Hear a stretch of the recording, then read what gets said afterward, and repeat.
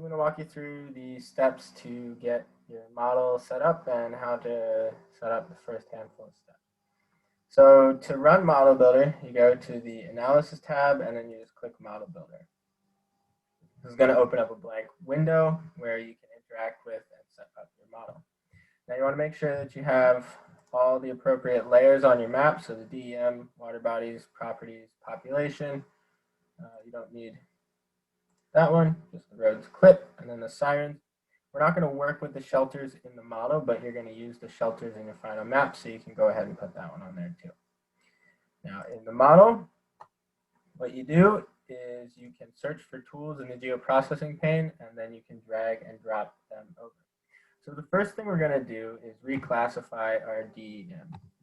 So you just search for reclassify, click, drag it onto the model.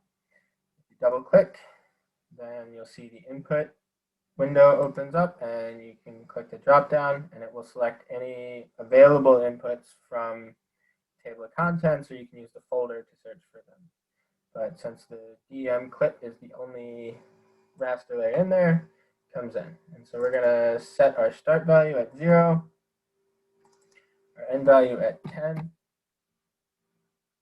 we'll give it a new value of 1. And then we'll say anything from 10 upwards is going to get a no data value. And we're going to set the upper threshold as some arbitrarily high number. So we'll just set it to 9999. That's higher than any elevation on Earth. So any point within there will fall into that no data. Now this is just an intermediary step, so we don't really care about the name. Just click OK. You see that it brings in the input layer and it highlights in different colors the inputs, the outputs, and the procedures, which are also denoted with a different step. And you see that the flow of information through the model is done like that. So the next step is to convert. We'll do a raster to Polygon.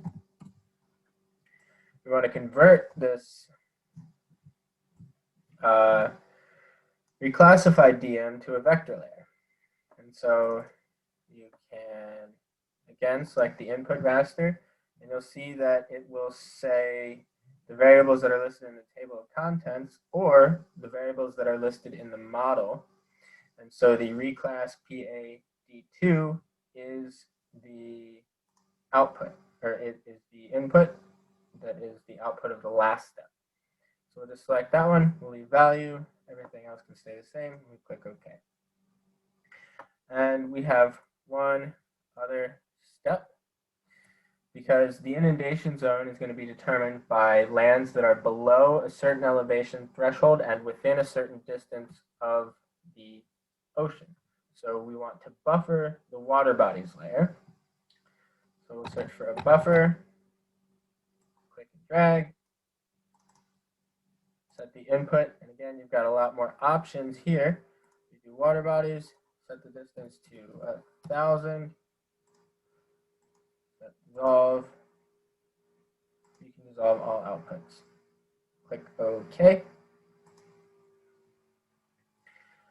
And then one last step. So we can do an intersect here, because we want to combine the results of the water bodies buffer and the reclassification.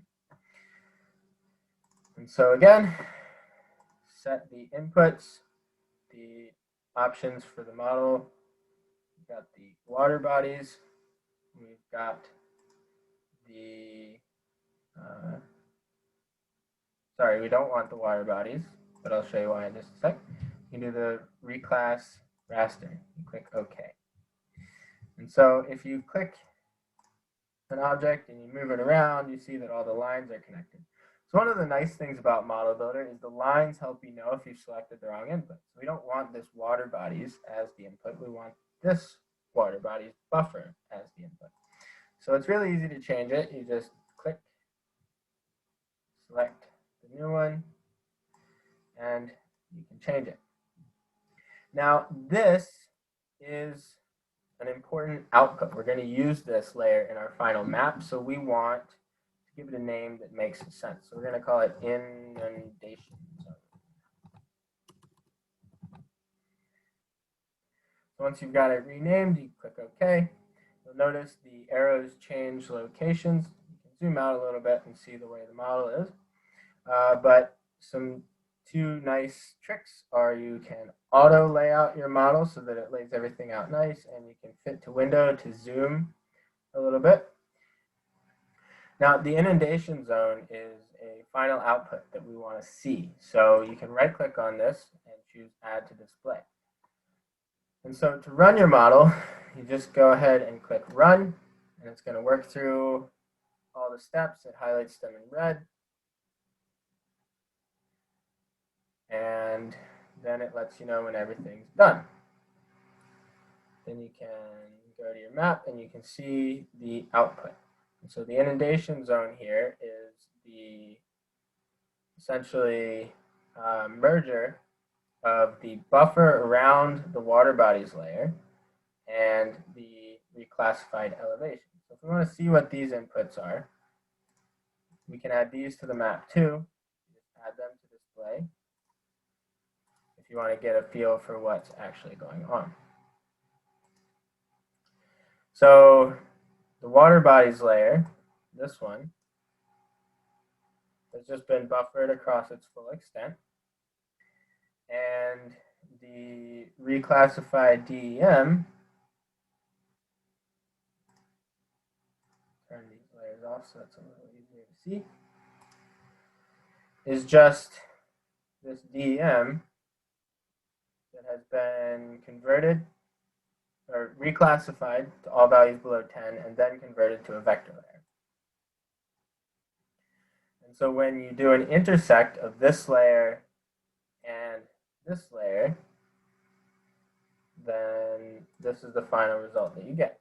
So this is all the layer area that is both within 10 meters of sea level and no more than a kilometer from the ocean. And so Model Builder is nice. We're going to use this as a stepping stone to add more steps and points to that. This is a good time to save your model now that you've got the first set done. Now we don't need to see these anymore, so you can uncheck add to display for these. You'll see that they disappear quickly, nicely from the model. One other point that I will mention is that if you are in your Lab 3 project folder, you'll see this toolbox that says Lab 3 project. This is where your model is saved. So this is model 1 for me because I've created some other iterations of the model. This is the final model. If you need to leave ARC, close anything down, if you accidentally X out of your model, for instance, and you want to reopen it, you just right-click on the model, and don't click Open, you click Edit. That way, this will open this dialog again, and you can continue to edit the model.